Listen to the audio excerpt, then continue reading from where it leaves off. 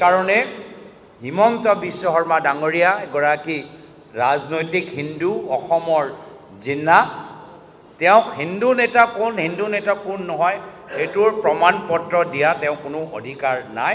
অলপ দিন আগতে ভূপেন বৰা ডাঙৰীয়া বীৰা বৰঠাকুৰ ডাঙৰীয়ানী দেৱব্ৰত শইকীয়া ডাঙৰীয়াৰ মাজত এটা ছবি লৈ তেওঁ ইমান ক্ষোভিত হৈছিল যে নাৰীৰ ওপৰত অপমান কৰা গ'ল। নাৰীসকলৰ আজি তেওঁ নেশ্যনেল কমিশ্যন অফ উমেন যোগেদি ভূপেন বৰাক চামেণ্ট কৰিলে। পুলিচ আৰক্ষী বিষয়াই দেৱব্ৰত শইকীয়া ডাঙৰীয়া ঘৰলৈ গ'ল।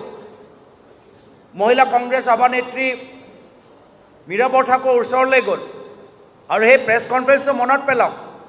সেই সময়ত হিমন্ত বিশ্ব শৰ্মা ডাঙৰীয়া নাৰী সন্মানৰ ক্ষেত্ৰত ভূপেন বৰা ডাঙৰীয়া কিমান গালি পাৰিছে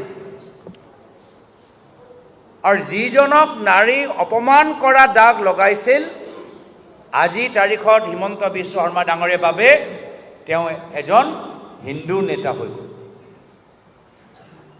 মই হিমন্ত বিশ্ব শৰ্মা ডাঙৰীয়াক অনুৰোধ কৰিছোঁ কাইণ্ডলি এই হিন্দু নেতাৰ চাৰ্টিফিকেট বিতৰণ কৰা কামটো এৰি দিয়ক।